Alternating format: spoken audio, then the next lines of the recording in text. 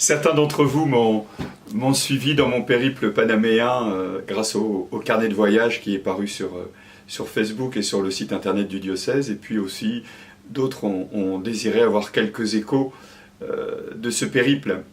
Alors Panama, c'est le plus petit pays d'Amérique centrale, celui qui est, sur le papier en tout cas, le plus riche, le plus développé.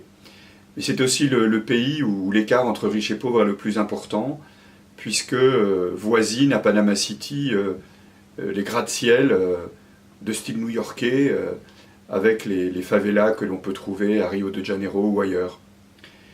Panama, c'est les Caraïbes, c'est la chaleur, le plein été, la fête, et donc une église pauvre, mais une église joyeuse, qui manifeste sa foi au rythme de la samba.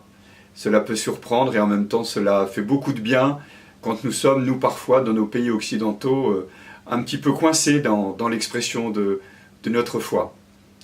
Alors nous avons accompagné, quand je dis nous, c'est cette équipe nationale qui était là présente pour les JMJ de Panama. Nous avons accompagné 1500 jeunes Français, essentiellement des jeunes professionnels, de moyenne d'âge 27 ans, des jeunes qui avaient fait le choix de prendre 15 jours de vacances pour venir à Panama, prendre le temps d'approfondir leur foi, de se ressourcer et puis de rencontrer le Saint-Père, rencontre de l'Église universelle avec ses pèlerins français, européens, mais aussi de tous les continents.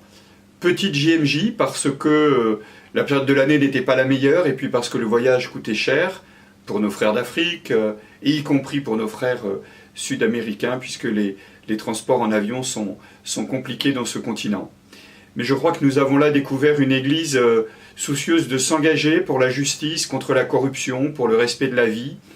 Une église aussi heureuse d'accueillir pour la première fois le Saint-Père et de l'écouter, l'appeler vraiment à l'engagement pour bâtir une société plus juste et bâtir une église plus fraternelle. Et je crois que nous avons vécu, nous les Français, un bon bain d'église universelle. Et je crois que c'est un appel pour les jeunes du Bourbonnais, qu'ils habitent dans le Bourbonnais ou qu'ils soient ailleurs pour leurs études ou pour leur métier, à vraiment s'engager dans l'Église pour que ici, chez nous, eh bien, nous puissions être tous, les uns et les autres, dans nos vocations particulières, acteurs de justice, acteurs de fraternité, que nous puissions contribuer à retisser ce lien social tellement fragilisé avec les crises que notre pays connaît aujourd'hui et dont elle devra bien sortir. Et nous devons être acteurs d'une société pacifiée.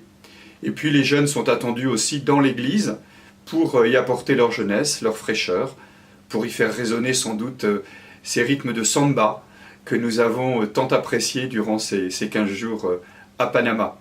Voilà, merci à tous et puis bon vent pour que notre Église bourbonnaise puisse être dynamique, joyeuse et ouverte au plus grand nombre.